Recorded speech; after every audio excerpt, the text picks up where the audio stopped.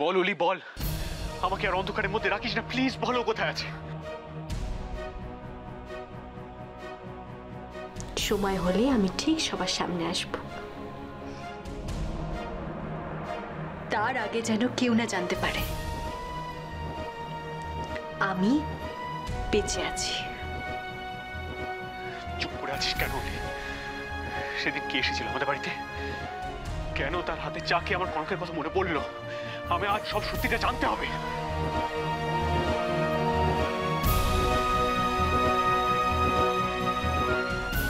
আমি এখন কি করব তুমি বলে দাও বৌরানী।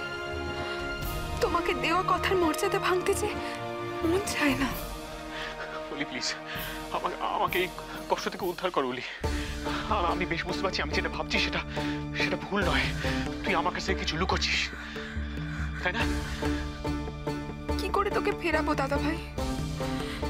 এ তুই আমাকে কোন দোটানায় ফেললি?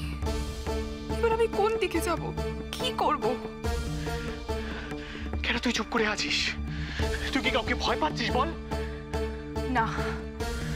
তাহলে তোর এই চুপ করে থাকার মানেটা কি? তার মানে এই যে আমি যেটা ভাবছি সেটা ভুল নয়, তাই তো? সর্বনাশ হয়ে গেছে, সর্বনাশ হয়ে গেল আমার, সব চলে গেল। মা শান্ত হন, মা শান্ত হন। সর্বনাশ হয়ে মা? গেল আমার।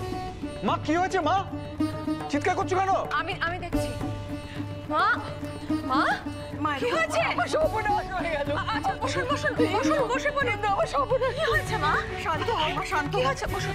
সর্বনাশ হয়ে গেল আমার, আমার শেষ হয়ে গেল। কি হয়েছে বলুন না।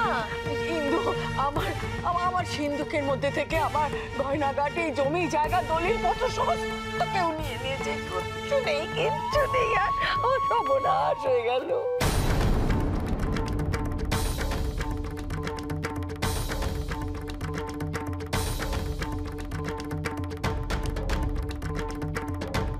তার মানে তুমি বলছো সব চুরি হয়ে গেছে?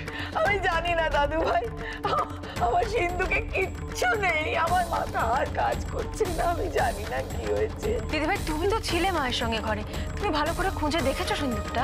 আমি খুব ভালো করে খুঁজেছি, কোথাও কিচ্ছু নেই, সব ফাঁকা।